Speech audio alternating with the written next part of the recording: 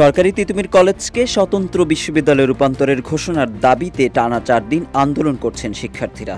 গত ২৮ জানুয়ারি বিকেলে আমরণ অনশনে বসার মধ্য দিয়ে দফায় কর্মসূচি শুরু করেন তারা। তাছাড়া শিক্ষার্থীরা পরদিন দুপুরেই অনশন, পাশাপাশি সড়ক অবরোধ ও বিক্ষোভ মিছিল শুরু করেন। তবে এবার ৭ দফার পরিবর্তে ১ দফার ডাক দিয়েছেন শিক্ষার্থীরা। আন্দোলনরতদের সামনে আর কোনো মূলা না ঝুলানোর অনুরোধ জানিয়ে আজ ঢাকা উত্তর সিটি অবরোধ বা Barasat barricade two north city চালিয়ে যাওয়ার ঘোষণা দিয়েছেন তারা।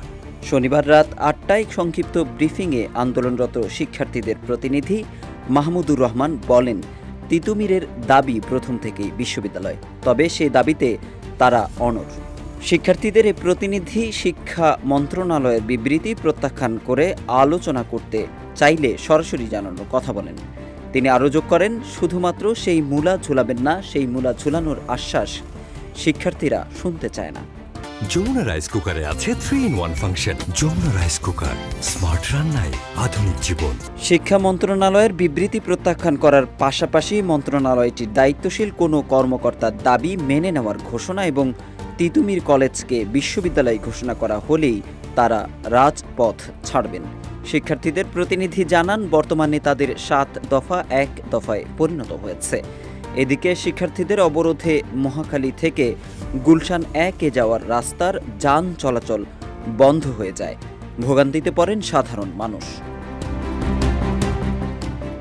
আজ বেলা ১১টা থেকে শিক্ষার্থীরা মহাখালী রেল ক্রসিং, আমতলী মোড়, গুলশান ১ গোলচত্বর সহ আশপাশের এলাকায় অবরোধ করার কথা জানিয়েছেন।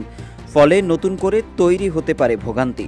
সপ্তাহের প্রথম কর্মদিবসে শিক্ষার্থীদের অবরোধ কর্মসূচির কারণে নতুন আশঙ্কা তৈরি হয়েছে যানজটের। তাছাড়া অবরোধের কারণে দুর্ভোগে পড়তে পারেন মহাখালীতে অবস্থিত বেশ কয়েকটি হাসপাতালের রোগী ও স্বজনরা। সম্প্রতি শিক্ষার্থীদের আন্দোলনের পরিপ্রেক্ষিতে ঢাকার ৭ কলেজকে ঢাকা বিশ্ববিদ্যালয়ের অধিভুক্তি থেকে আলাদা করার সিদ্ধান্ত ইতোমধ্যে জানিয়েছে বিশ্ববিদ্যালয় কর্তৃপক্ষ।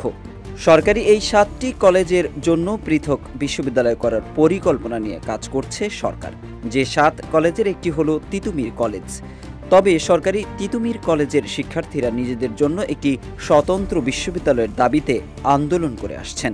কলেজটির প্রধান ফটকে তিতুমির বিশ্ববিদ্যালয় লেখা ব্যানারও টানিয়ে দিয়েছেন তারা।